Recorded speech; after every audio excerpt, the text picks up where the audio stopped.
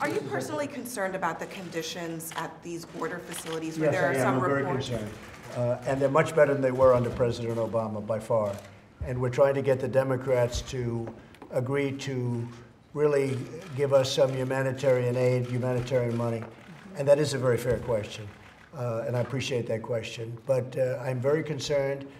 It's in much better shape than it ever was. A lot of these young children come from places that you don't even want to know about, the way they've lived, the way they've been, the poverty that they grew up in.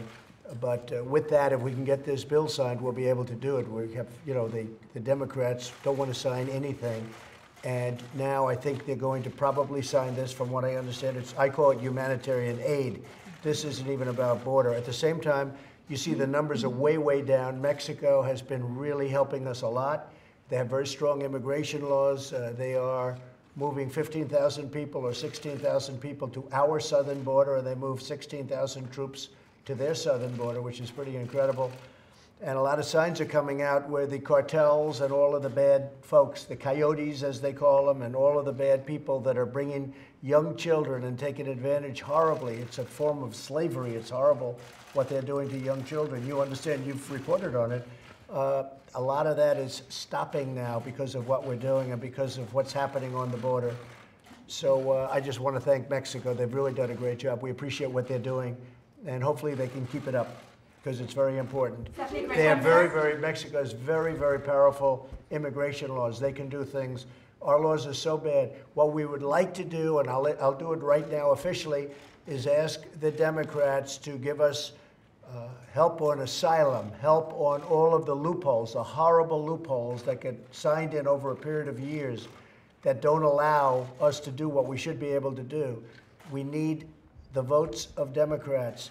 And I think very importantly, you know, because our economy, you heard Larry Kudlow, because our economy is so strong, could be the strongest in the history of our country, people want to flow up to the United States, but you just can't do it that way. You have to do it legally. But you have these massive numbers of people trying to get into the United States because of the economy, because we've done so good.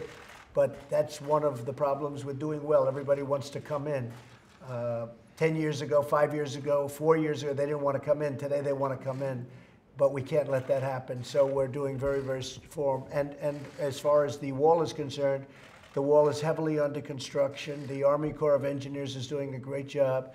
We're doing a lot of wall right now, and we expect to have 400 miles built by the end of next year. That's a lot, and we're building them in the right places. We're picking areas where we need it the most, and it's having a tremendous effect. Did you ask your Customs and Border Protection head, John Sanders, to resign? Do you know why he's leaving his post? No, I know there was going to be a change there. I've made changes, very good changes. We're moving some people around into different locations.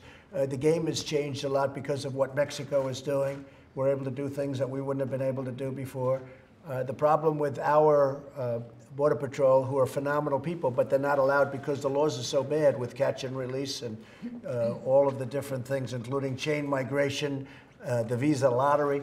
The laws are so bad, and the asylum rules and laws are so bad that our Border Patrol people, who are so incredible, aren't allowed to do their jobs. So because Mexico is now, for the first time in 50 years, helping us, and we really appreciate it, we're able to make certain changes that we wouldn't have been able to make before.